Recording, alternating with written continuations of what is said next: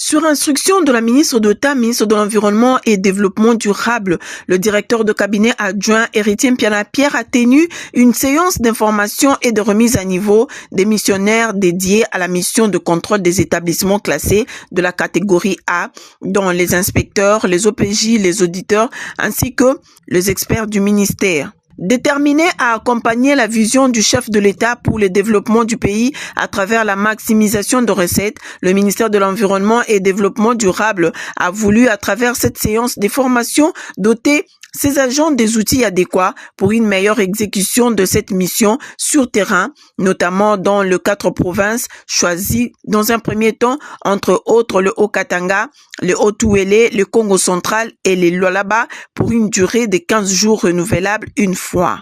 Le directeur de cabinet adjoint Héritier Mpiana-Pierre estime qu'à partir de cette mission, il y a possibilité de mobiliser encore plus le budget de l'État et contribuer en tant que ministère d'assiette à la réalisation de certains objectifs du gouvernement. Nous visons seulement les installations classées de la catégorie INA.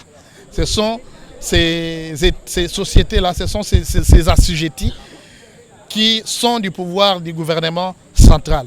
Et ce sont ceux-là qui vont être contrôlés par les agents que vous avez vus aujourd'hui, bien identifiables avec des gilets.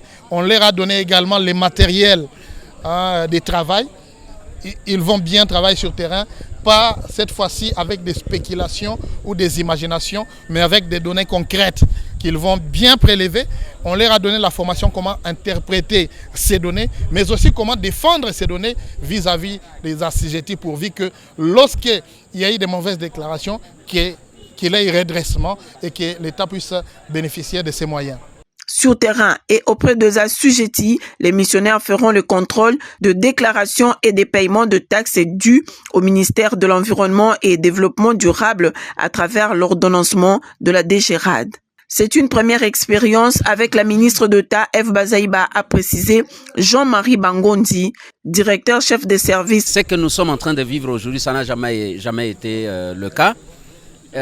Qu'une petite formation de renforcement des capacités des inspecteurs nationaux, OPJ, ainsi que des enquêteurs nationaux et experts du ministère de l'Environnement soit faite en vue de leur donner encore de la matière. Ce sont des matières qu'ils connaissent déjà, mais il faut toujours, comme on dit, la répétition est la mère de la science. C'est ce qui est fait aujourd'hui, juste pour leur donner les armes nécessaires pour pouvoir convaincre les exploitants, dénicher certaines irrégularités qui sont commises au niveau des assujettis en vue de, dans l'objectif bien sûr, de maximiser les recettes de l'État.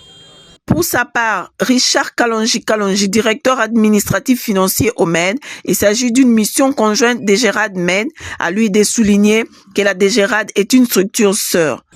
Oui, en matière de recettes, ce que nous appelons la mobilisation, il y a plusieurs étapes. Nous avons 4 étapes. Il y a 2 étapes qui sont pour le service d'assiette, c'est-à-dire la constatation et la liquidation. Et quand nous sommes au niveau de la constatation et la liquidation, c'est nous qui avons aussi la police du secteur, c'est nous qui connaissons le secteur et c'est nous qui encadrons le secteur pour interpréter les données. Mais selon la répartition, en termes de ce qui concerne la mobilisation des recettes, il y a aussi 2 étapes. L'étape maintenant d'ordonnancement et de recouvrement. Ça se relève impérativement et exclusivement de la régie financière. Et dans notre cas, c'est la DGRAD qui est habilitée maintenant à pouvoir effectuer ces 2 opérations. C'est ainsi que quand nous sommes dans la mission de contrôle, l'idéal, comme nous venons de le réaliser maintenant, c'est d'aller ensemble. La DGRAD et l'environnement, DGRAD c'est notre structure sœur.